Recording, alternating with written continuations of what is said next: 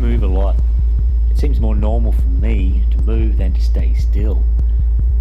There are a few theories as to why I have this wanderlust bug. They call it wanderlust, meaning I love to hike. There's another German term, Fernwehr, an ache for the distance, but what I have could be a bit more than an ache. Maybe a sickness, or maybe even an addiction. I would rather call it a passion. I don't know which is the correct theory that spawned this travel sickness in me, but I'm pretty glad that I haven't, and I've been lucky enough to do what I have done. Did I get my itchy feet from my father, who was a Navy sailor? And one day he came home with a massive world map and hung it on my wall? Or was it from my other father, the biological father, who gave me all those genes of Dutch sailors that must be swimming right now through my blood vessels? Nurture or nature, seems like I was bound to be some kind of a traveller.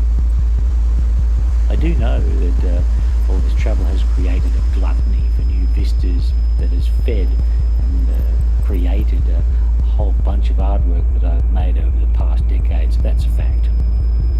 One more theory to explain my dizzy meanderings and extreme travel is that simply I'm a seriously lost person.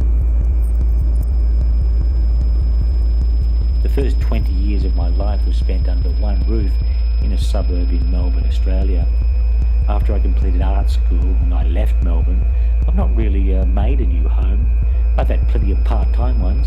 The last count was probably 154 and a half, the half being a tiny cupboard underneath a stairwell in Amsterdam where I lived for a few months.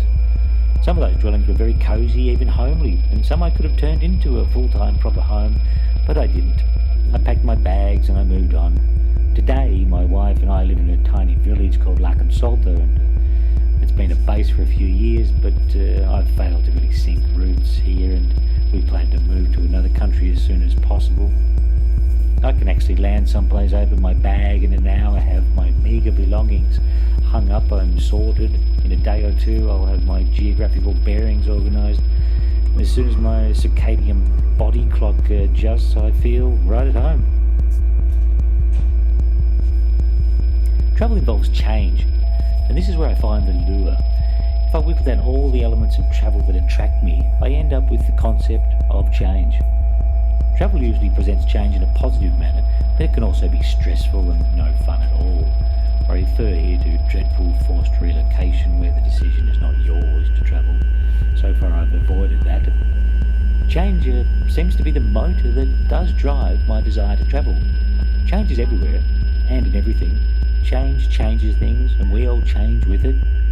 Whilst travelling, you actually feel an immediate bond with change.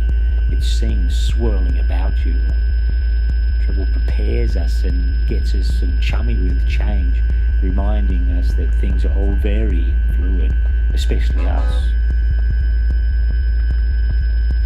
So what do I do with my extensive 35-year-long collection of changing landscapes, adventures and experiences?